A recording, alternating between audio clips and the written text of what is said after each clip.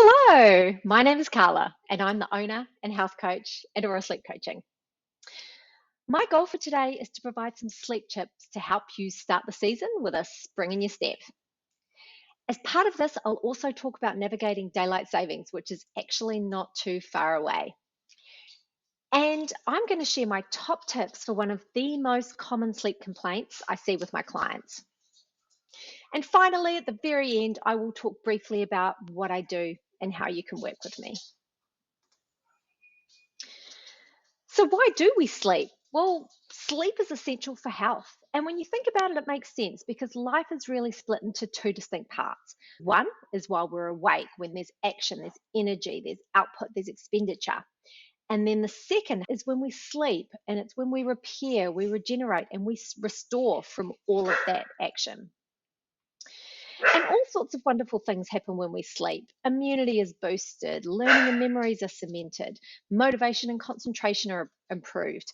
It helps with weight management, fat loss, and so much more.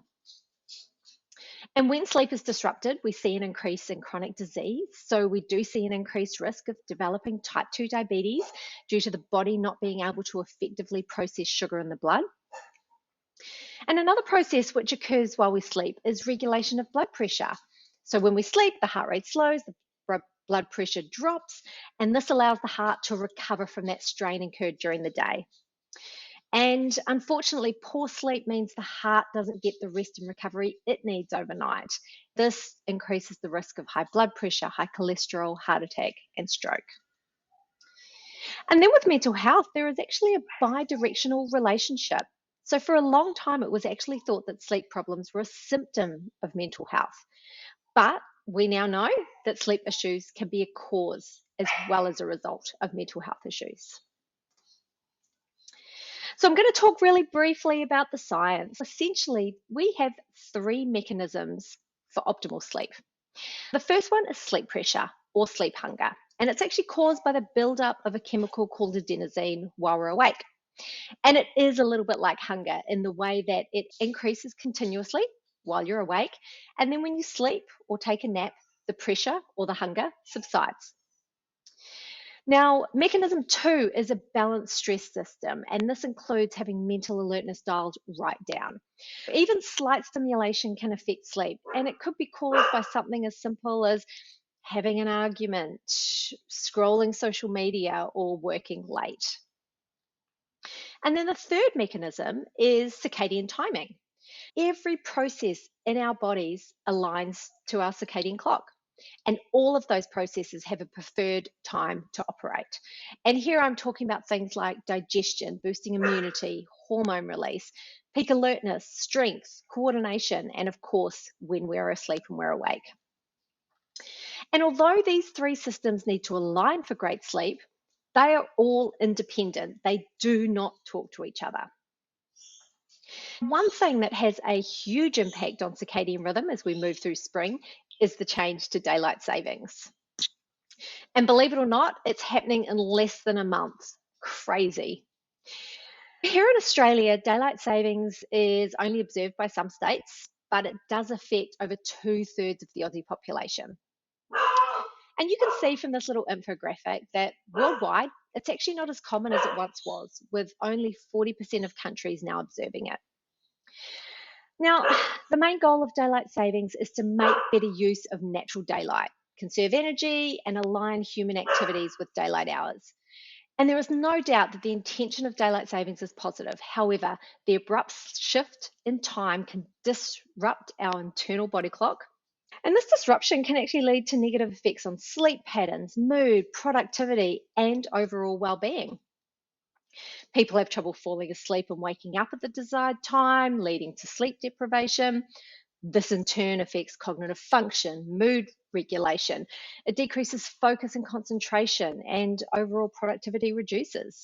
And to take this a step further, we now have studies showing that the time shift associated with daylight savings contributes to a significant increase in heart attacks and fatal traffic accidents the day after daylight saving starts. So we see fatal traffic accidents increasing by 30% and heart attacks up by 24%, all due to that loss of 1 hour sleep.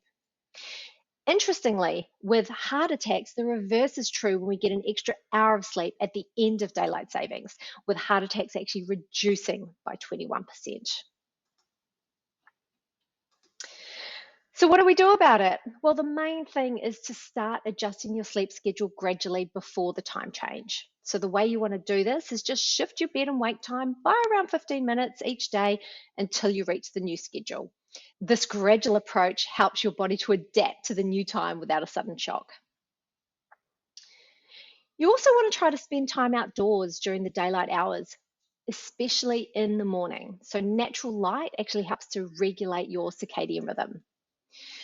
You want to double down on your sleep hygiene. Make sure that your sleeping environment is dark, quiet, and cool. You want to avoid electronic devices before bedtime and especially avoid them in bed. And if you can, establish a short, relaxing bedtime routine, which you can do most nights. You also want to be mindful of what you are consuming and when. So, for most people, ceasing food 2 to 4 hours before bed works best, limiting caffeine intake to pre midday. And also remember that if you fall asleep fine after consuming caffeine late, it can actually still affect your sleep quality. So, if you are someone who loves that afternoon or post dinner coffee, instead of judging its effects on you by how you fall asleep, instead think about how you feel when you wake up. Because if the first thing you do when you roll out of bed is reach for another coffee, that evening caffeine hit may actually be affecting you more than you think by reducing your sleep quality. And of course, consistency. So we want to maintain a consistent sleep schedule, even on weekends, and ideally not deviating by more than 30 minutes. Because we talked about morning light, I want to dive in a little deeper on this because it is an easy, cheap, and effective way to positively affect your circadian rhythm. Because viewing that morning light is actually how our body knows it is the start of a new day. And that is why it is really important to get morning sunlight in our eyes as soon as possible after waking up to set our circadian rhythm and boost cortisol. The other cool thing that happens is that any remaining sleep pressure will be pushed out at this time and you'll get an increase in alertness and focus. So, the way we do this is without sunglasses and outside. Unfortunately, doing this through house or car windows will not work. And as we come into the warmer seasons, temperature really starts to impact sleep. And I'm sure you have all experienced the effect a really hot night can have on your sleep. The reason that high ambient temperatures impact our sleep is because our temperature needs to drop to get great quality sleep. And our temperature changes actually follow our circadian rhythm, meaning that it changes throughout that 24-hour cycle. So our temperature actually starts low, the lowest a few hours before we wake up. Then it actually continues to rise during the day before dropping off in the evening, ideally, for sleep. And interestingly, or at least I think it's interesting, in experiments where participants selected their own bedtime, they were actually most likely to select a time when the body temperature was at the steepest decline. And it's not just high ambient temperatures which can affect our sleep. So for the ladies, it's also the temperature change due to our monthly hormone fluctuations or going through menopause. And even drinking alcohol or eating close to bed may increase your temperature. So what do we do? Well, we want to avoid training within an hour of bed and also avoid eating within about 2 to 4 hours of bed. If you have air conditioning, you could start by dropping the temperature a degree each hour in the few hours before bed. A warm shower or bath at night also helps by kick-starting our body's cooling process through vasodilation. And then in the sleeping environment, we want to keep that environment cool, ideally below 19 degrees. You want to think about your mattress, your pillow, and your bed linens. They should be breathable and moisture wicking. And if you really struggle to keep your temperature consistent, something like an Oola is great too. It basically sits underneath your sheets and pumps cool water underneath. Finally, I promised you that I would share my tips for the most common sleep complaint I hear, which is not being able to fall asleep at night. And unfortunately, most people with this complaint are actually doing the one thing that they shouldn't do, which is that they are staying in bed. So here's the problem. Lying in bed night after night, awake, while you're thinking, worrying, planning, scrolling, making to do lists, whatever it is that you do when you can't sleep, you are entraining your brain to associate bed with wakefulness. So, what we want to do is actually break that entrainment and flip it. We want to retrain an association of bed with sleep. So, the way we do this is apply what I call a circuit breaker. And it works like this. If you feel like you've been awake for about 20 minutes, get up, do something relaxing for about 20 minutes or until you feel sleepy, and then go back to bed. And during this time, we're not looking at clocks or devices. This is just your perception of how long you feel like you've been awake. In addition to that, there's a few other things you can try. So the next one is including something relaxing in your evening routine. Meditation, breath work, reading, stretching, drawing, playing music, whatever you find relaxing and is ideally not looking at a device. And again, you want to make sure your room is dark, quiet, and cool, but also that your bed and pillow are comfortable. And then when you really can't sleep, just no matter what, Yoga Nidra is a fantastic tool for those times. So I personally like to use it when I have those early morning stress wake ups, when your brain just kicks into high gear at 3 a.m. and there's no turning it off.